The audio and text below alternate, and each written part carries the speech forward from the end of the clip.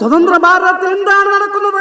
അപ്പൊ ഹൻസിക കൃഷ്ണയാണ് നിലവിലെ ചൂടൻ ചർച്ചാ വിഷയം. സമൂഹത്തിന്റെ ഓരോ പോക്ക്. ഇന്നലെ ഹൻസികയുടെ ഒരു വീഡിയോ പുറത്തിറങ്ങിയത് മാത്രമേ ഓർമ്മയുള്ളൂ. വീഡിയോ എന്ന് പറഞ്ഞ സംഭവം ലീക്ക്ഡ് ആണ്. ഇൻസ്റ്റാഗ്രാമിലെ സബ്സ്ക്രിപ്ഷൻ ഉള്ളിൽ അത്യാവശ്യം ശരീരം എക്സ്പോസ്ഡ് ആക്കിക്കൊണ്ട് ഹൻസിക ചെയ്തൊരു വീഡിയോ. അവളുടെ കണ്ട പോലീസ് പൊക്കൂട്ട ചേട്ടാ. എന്തായാലും നമ്മുടെ വിഷയം ഇതായതുകൊണ്ട് തന്നെ ഞാൻ ആ വീഡിയോ ഒന്ന് ഇവിടെ പ്ലേ ചെയ്യാം. അതിനുശേഷം നമുക്ക് ബാക്കി കാര്യങ്ങൾ സംസാരിക്കാം.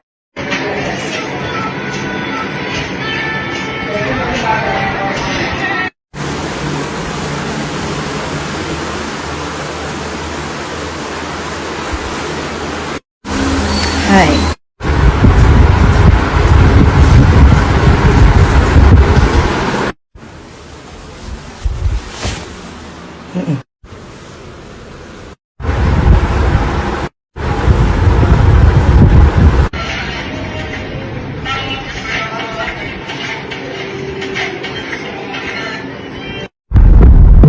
I'm sweating, guys. I'm sweating. Bye guys.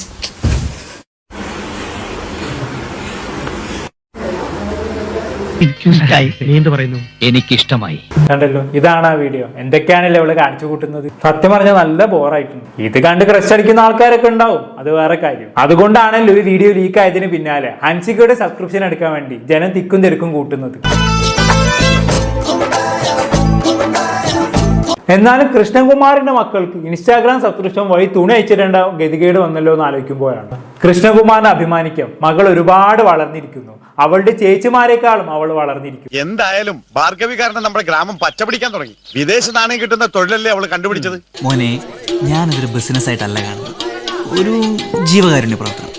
പക്ഷെ എന്റെ നടത്തിപ്പിലുള്ള ചില അടിസ്ഥാന ചെലവുകളുണ്ടല്ലോ, അത് മാത്രമേ ഞാൻ ചോദിച്ചുള്ളൂ. സോഷ്യൽ മീഡിയയുടെ ഉപയോഗം നിയന്ത്രിക്കണമെന്ന് മക്കളെ ഉപദേശിച്ചിട്ട് അവസാനം ഇങ്ങനെ അടപടലും തേണ്ടി വന്ന ഒരു അച്ഛൻ വേറെ ഉണ്ടാവില്ല.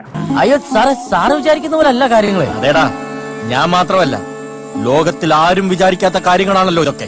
സബ്സ്ക്രിപ്ഷനിലേക്ക് ആളുകളെ ആകർഷിക്കാനും അതുവഴി പൈസ ഉണ്ടാക്കാനും വേണ്ടി തന്നെയാണ് ഇവളിങ്ങനെ അല്പവസ്ത്രം ധരിച്ചുകൊണ്ട് വീഡിയോ ചെയ്യുന്നത്. അല്ലെങ്കിൽ പിന്നെ സബ്സ്ക്രിപ്ഷനിൽ പോയി വീഡിയോ ചെയ്യേണ്ട ആവശ്യമില്ലല്ലോ. മെയിൻ അക്കൗണ്ടിൽ തന്നെ ഇതുപോലുള്ള കോപ്രായങ്ങൾ കാണിച്ചാൽ പോരെ. സബ്സ്ക്രിപ്ഷൻ എണ്ണം കൂട്ടുക, ബാങ്ക് ബാലൻസ് വർദ്ധിപ്പിക്കുക, ഇത് തന്നെയാണ് ഇവിടുത്തെ ലക്ഷ്യമെന്ന് പറയുന്നത്. കുടുംബം നോക്കാൻ വേറെ വഴിയില്ലാഞ്ഞിട്ടല്ലേടാ അവള് ചെലം കേട്ടേണ്ടി വന്നത്.